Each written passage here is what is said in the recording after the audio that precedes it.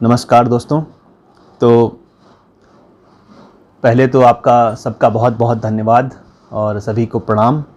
आपने हमारी पुरानी कविता पे पिछले वीडियो पे बहुत ही लाइक और कमेंट्स किए और मैं यही गुजारिश करूँगा कि वही प्रेम और लाइक्स, कमेंट्स, सब्सक्राइब, शेयर अपने फ्रेंड्स के साथ में इस कविता पे भी करें, क्योंकि कमेंट्स के माध्यम से ही मैं समझ पाऊँगा कि मुझे कहाँ पे सुधार की ज़रूरत है और मैं कहाँ पे अच्छा कर सकता हूँ।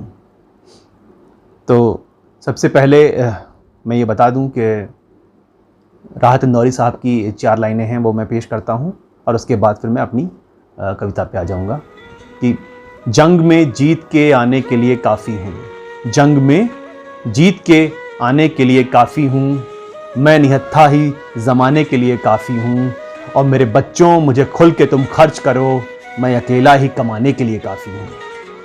तो ये 4 लाइनें समर्पित हैं और ये जो मेरी कविता है वो समर्पित है हमारे बड़े पापा पे, और जो कि अब हमारे बीच नहीं हैं। बहुत ही दुखद बात है ये, पर वो शख्सियत, वैसा व्यक्तित्व 70-80 के दशक में हर संयुक्त बड़े परिवार में पाया जाता था, क्योंकि उसी व्यक्तित्व के अंदर ये मादा था कि वो पूरे परिवार को, एक बड़े परिवार को एक धागे में पिरो के रख सके। वो स्टेट बैंक में अफसर थे, अफसरों के नेता थे और हमारे घर के नेता भी थे।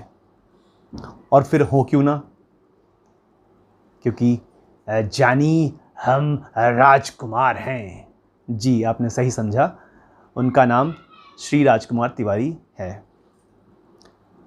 तो मैं मेन कविता पे आता हूँ, आप लोग सुनिएगा। छंद मुक्त कविता है ये कि अभिमन्यु, इंद्रजीत, परशुराम अक्सर याद आते हैं, किसी के राजू दादा, राजू भैया, राजू चाचा या किसी के मलिकवा याद आते हैं।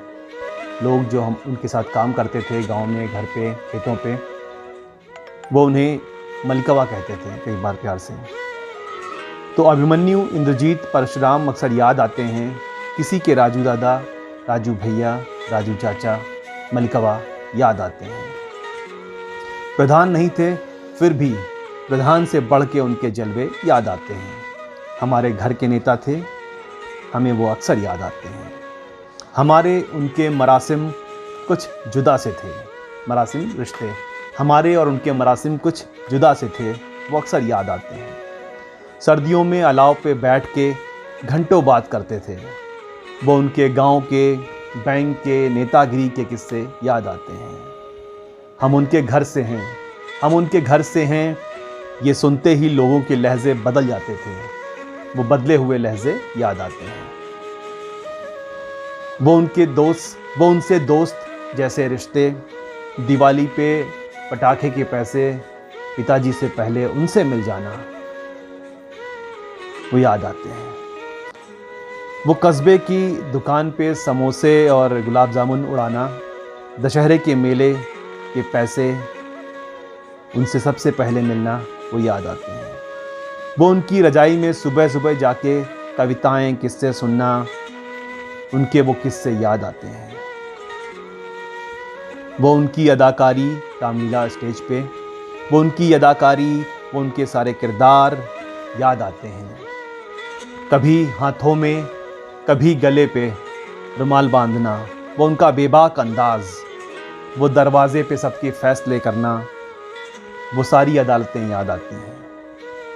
होली पे भांग ठंडाई सबको पिलाना, उनका फाग में, फाग उत्तर प्रदेश के गाँव में फोक सॉन्ग होता है जो होली पे गाया जाता है, तो वो होली पे भांग ठंडाई सबको पिलाना, वो उनका फाग में सबके छक्के छुड़ा देना, वो सारे मंजर याद आते हैं। वो कभी कभी वो भांग खा के दादी से कहना, वो कभी कभी बस्ती में भांग खाते थे, तो वो भांग खा के दादी से कहना कि माता राम, हाथी का सवार भुनगा नज़र आता है, वो उनके डायलॉग्स, वो उनके वन लाइनर याद आते हैं। और फिर एक दिन उनका बीमार पड़ना, एक दिन उनका बीमार पड़ना, हम सबका टूट जाना, और उन्हीं दिनों नौकरी के सिलसिले में मेरा पुणे जाना, जाते समय मेरी आंखों का छलक आना, वो उनका मुझे गले लगा के कहना कि परेशान ना हो, बुला लूँगा मैं। वो सारे लम्हे याद आते हैं और फिर एक दिन उनका मुझे बुला लेना और हम सब का उनको खो देना, वो सब याद आता है। और उनकी अंतिम यात्रा में हमारे घर के सबसे बुज़ुर्ग हमारे बड़े ताऊ जी का धीमे से मेरे कान में आके कहना कि राजू चौधरी थे इस घर के, कि राजू चौधरी थे इस घर के, हमने अपना चौधरी खो दिया है। हमें अपने चौधरी याद आते हैं। और 2 लाइनों के साथ मैं ये ख़त्म करूँगा कि जाते जाते कईयों की जान ले गया, एक शख्स इस शहर की मुस्कान ले गया, ज़ुबां पे गम की डली, मुंह में कड़वा पान दे गया, एक शख्स इस शहर की मुस्कान ले गया।